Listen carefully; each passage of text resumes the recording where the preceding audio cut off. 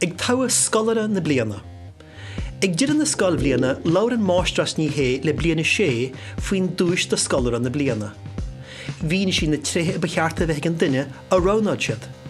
Dúirt sí lágar a dúlgas arú an duine ceart a ránú. Dír sí arú go leor mac na bhíanamh san a gahat siad vóta. Bhí an vótal an ládar gín, cha gach duine sa scoil vóta. Rinne bliana sé agad vótala sa rang gaige leis an Tuairisc.ie. Chunne sí súlaéir ar na papar vótala, bhí scitimíní ar an rang ar fad. Tugann na boscaí vótala ar fad go dtí nifig generalta. Chóir an Tuairisc.ie agus an máistir a rian na vótaí ar fad. Bhí na céta papar vótala an. Bhí siad anchúrma mar níor hasú a botúna gana, thug sé breis agus uairich le garú teachtar uairtear. An bhaidin dar gín bhaile na scolarí ar fad le chéile sa hala. Bhí an áit dubh le daoine. Bhí gatainine ar bís le fad amach céú an dúis. Deirí an hala chu ciún le relic nar a hosan príomhaide caint. Dógar an príomhaide gur bí Sandra ní chealaí scolar na bliana.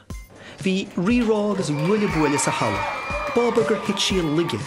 Bhí daoine ansástaide a sílam gur dí mar bhíine eile mar nar bhuaisiad héine.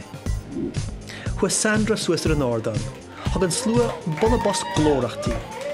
Run an príomhaide an cornarí. Dúirt príomhaide gur an dúis tilticí. Bhí a chuid iompar ionta agus d'oibre sí go dtíon díhala a dúirte.